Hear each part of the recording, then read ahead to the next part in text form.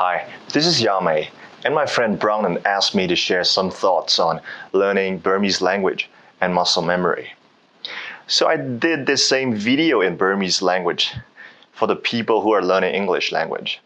So I've heard this statement many times from my friends who are learning English language. They would say to me, Yarme, I understand almost everything that those foreigners are speaking, but if somebody asked me to speak English, words won't just come out of my mouth. So why is that? What's the problem here? It's muscle memory. It's because they don't have the muscle memory there yet to be able to speak fluently. So what am I talking about here? You see, for us, in order to perform any type of activity, neurons in your brain have to be fired and wired together in particular formations or particular patterns. And in order for us to do any type of activity really good, without much thinking, so that neural pathways and that neural circuit has to be really hardwired, and we need to develop the muscle memory to do it. So that applies to speaking a language or perform any type of athletic activities or even our daily activities or even public speaking. So now let's say you're learning Burmese language.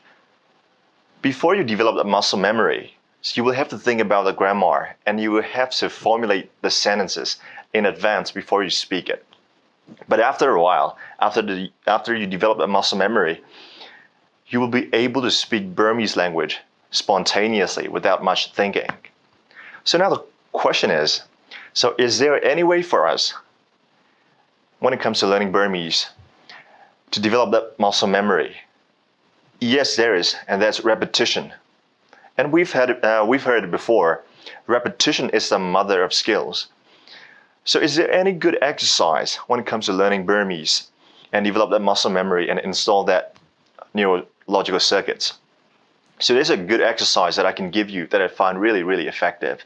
So that's, you have to pick a short Burmese video clip that's relevant to you and that's relevant to your goals when in learning the language. But it also has to be at the right level for you. And you have to play the video and you have to repeat after everything the speaker is saying 3 or 4 times or 5 or 6 times until you feel smooth and natural. So over time, doing that exercise, you will be developing that muscle memory and you will be able to speak Burmese spontaneously without much thinking. So that's how you do it. And I would like to add one more thing when it comes to learning a language or learning anything. So that's patience. So the reason I pointed this out is our generations, the millennials, and the generations after us. So we did not learn to be patient. Everything is fast now. We want things fast. We're not good at waiting. And let's say now we have 4G and 5G is coming and everything is at our fingertips. Everything is so fast. So we kind of lost the art of patience. But why is that? They say like 10,000 hours to become a master at something. So that means you need at least 500 or 1,000 hours of practice to become good at speaking Burmese language. So you need lots of patience and you need to have fun along the way. Because without the patience, you will become frustrated and the whole learning process will just feel like a tyranny. So that's why you need patience and you need to have fun.